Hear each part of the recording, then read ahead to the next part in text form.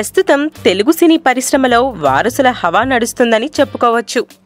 Already Chiranjeevi, Nagarjuna వారసులు వరుస సినిమాలతో టాలీవుడ్ ఇండస్ట్రీని దున్నేస్తున్నారు. అయితే ఇక top heroes Venkatesh, Balakrishna families నుండి వారసులు రావాల్సి ఉంది.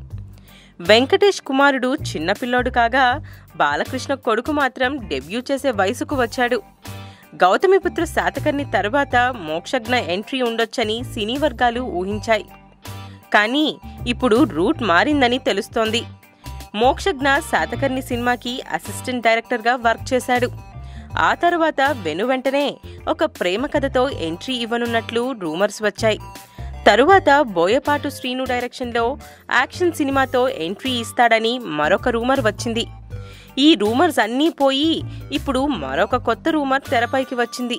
అదేంటంటే మోక్షజ్ఞకి నటన మీద ఆసక్తి లేదని, బిజినెస్ చేయాలనే ఆలోచనలో ఉన్నాడని చెప్పుకుంటున్నారు. అయితే ఈ టాక్ అవాస్తవం అని చెప్పుకోవచ్చు.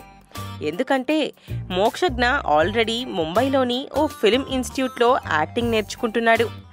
దీని తర్వాత అమెరికా వెళ్ళి అక్కడ కూడా శిక్షణ తీసుకోవాలని భావిస్తున్నట్లు సన్నిహితులు వెల్లడించారు.